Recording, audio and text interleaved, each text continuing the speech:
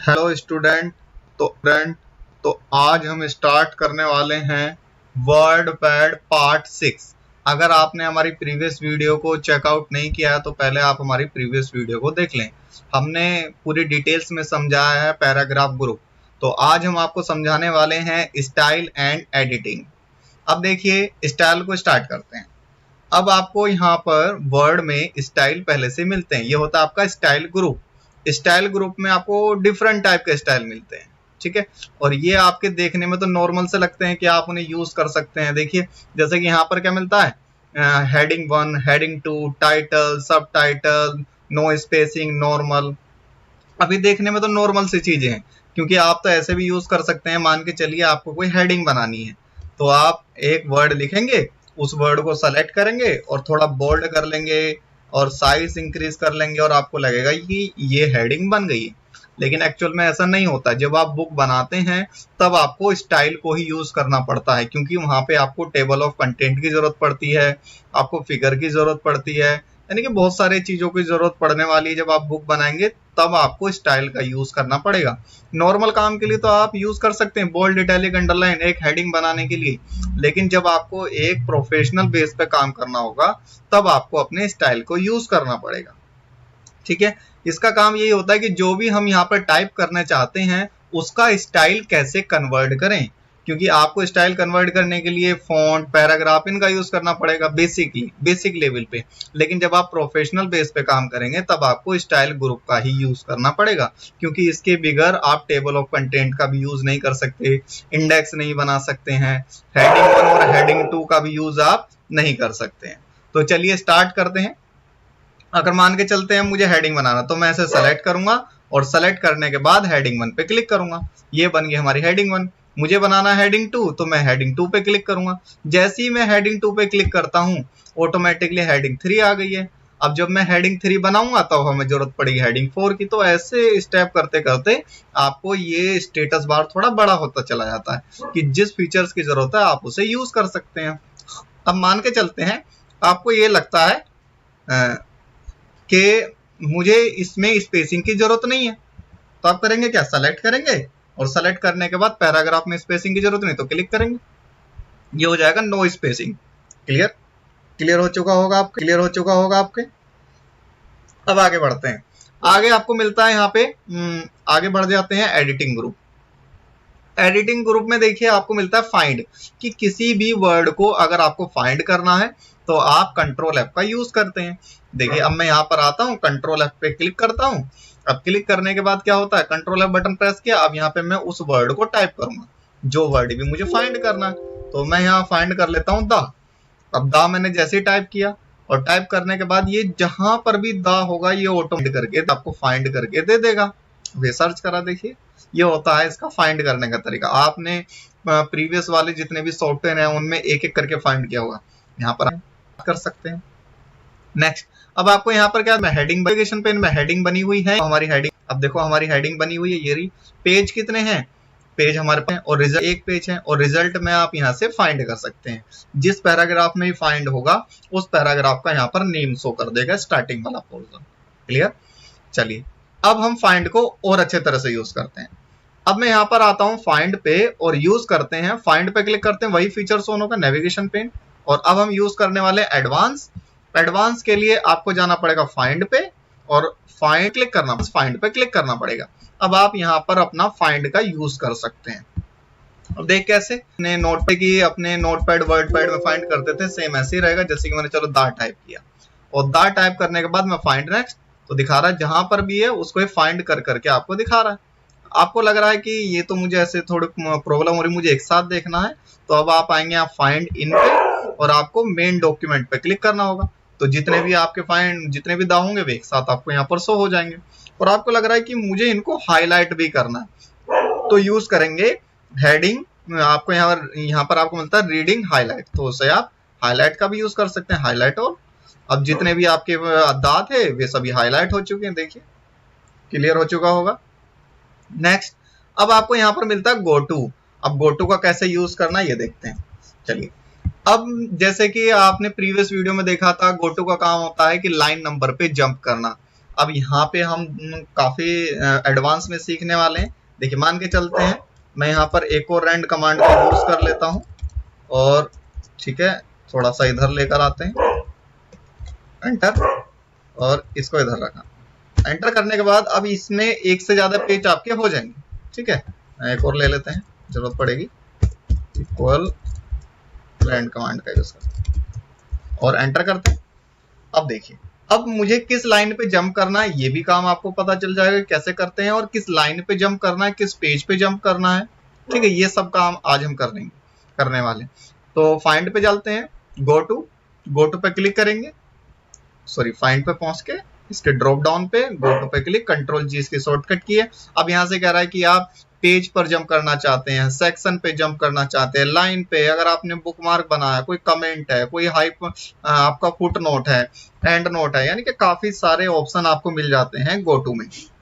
अभी तक आपको सिर्फ लाइन पे जंप करना आता है, तो देखिए सेम वही करेंगे, कंट्रोल जी। अभी कह रहा है पेज पे जंप करना, हमने बोला लाइन पे जंप करना। कौन सी लाइन पे? 10 वाली लाइन पे जंप करना।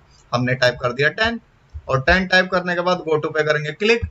क्लिक करते ही ये आपका 10 वाली लाइन पे जंप करके आपको दे देगा। देखिए यू नाम का जो है ये 10 वाली लाइन पे आ चुका है।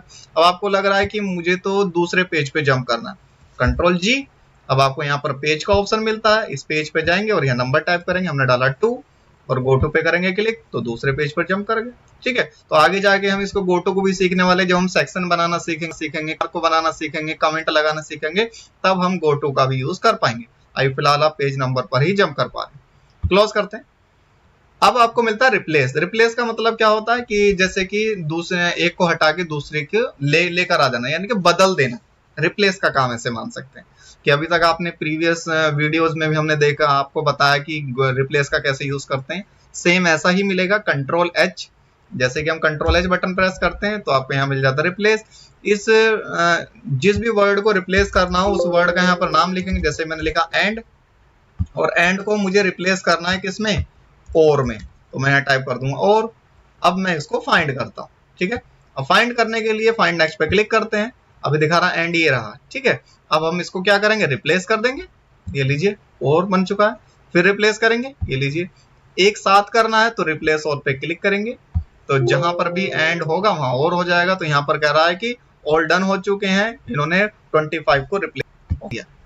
ओके, अब आप चलिए, अब आपको यहाँ पर और भी ऑप्शन मिलने वाले हैं सेलेक्ट पे। अभी आपने देखा होगा कि सेलेक्ट ऑल करने के लिए कंट्रोल ए शॉर्टकट कीज थी, सेम यहाँ पर भी ऐसा ही है। और आपको मिलता है यहाँ सेलेक्ट ऑब्जेक्ट। अब सेलेक्ट ऑब्जेक्ट का कैसे यूज? अब मान के चलते हैं हमने कोई यहाँ पे एक शेप इंसर्ट करा ली। आगे जाके मैं शेप को प्रॉपर अच्छी तरह से बताने वाला हूँ। अभी फिलहाल ये मान के चलिए कि हमने कोई शेप इंसर्ट करा लिया। ये लीजिए हमने कोई शेप इंसर्ट करा, और एक और शेप इंसर्ट करा लेते हैं जब यहाँ पर है, तो ये करा लिया। अब हम बॉटम पे आ गए और हम चलते हैं अपने सेलेक्ट पे, और सेलेक्ट पे अगर कोई हमें ऑब्जेक्ट सेलेक्ट करना है तो इस पे क्लिक करेंगे। अब क्लिक करने के बाद हम सिंगल क्लिक में उस ऑब्जेक्ट को सेलेक्ट कर सकते हैं। अब आपको तो ये लग रहा है कि ऐसे तो हम बिगर ऑब्जेक्ट पे क्लिक करे भी क्या कर सकते थे।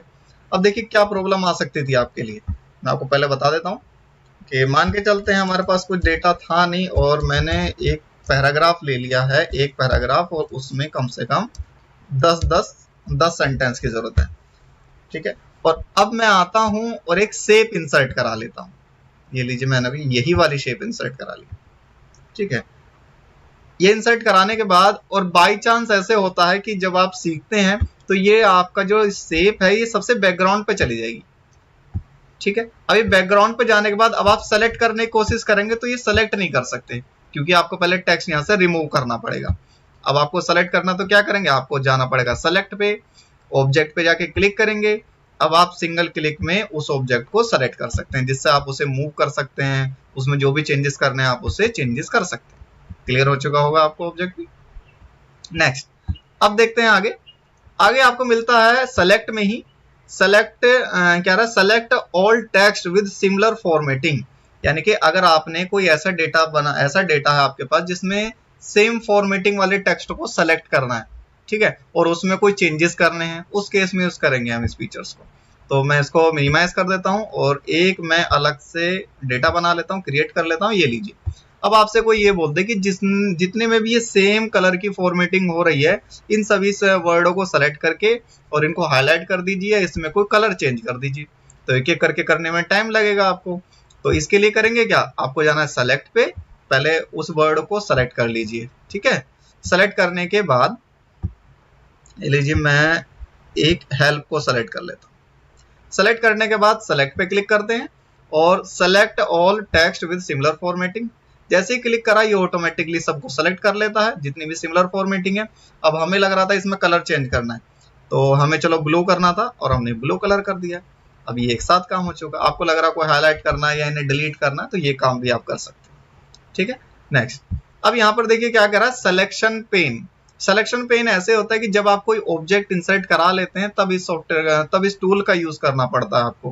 कि जैसे कि हमने क्लिक किया, क्लिक करने के बाद फिलहाल यहाँ पर कोई ऑप्शन नहीं आ रहा। ठीक है, तो अब हम यूज करने वाले हैं सिलेक्शन पेन को। तो हम एक ऑब्जेक्ट को इंसर्ट कराएंगे पहले, यानी कि कोई शेप को इंसर्ट करा लेते हैं।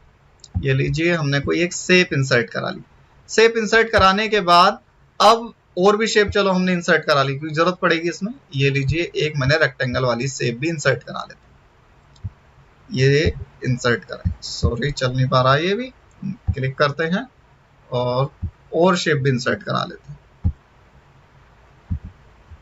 अब मैं इनको एक एक करके हाइड करना चाहता हूं या इनको एक साथ शो करना चाहता हूं। अभी तो फिलहाल हमारे पास दो हैं, तो हम पहुंचते हैं सेलेक्ट में और यहाँ पर पहुंचते हैं सिलेक्शन पेन पे और आपको यहाँ मिलता है रेक्टेंगल।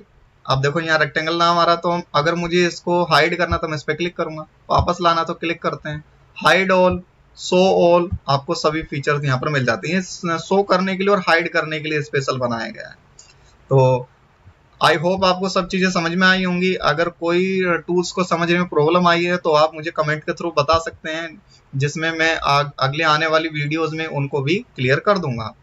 ठीक है, तो जय हिंद, वंदे मातरम। मिलते हैं नेक्स्ट वीडियो पर, और जो हमारी नेक्स्ट वीडियो होगी हमारी पेज के ऊपर होगी और फिर हम टेबल पे चलेंगे, एक एक करके हम इंसर्ट को पूरी डिटेल्स में सीखने वाले हैं। थैंक यू, जय हिंद, वंदे मातरम।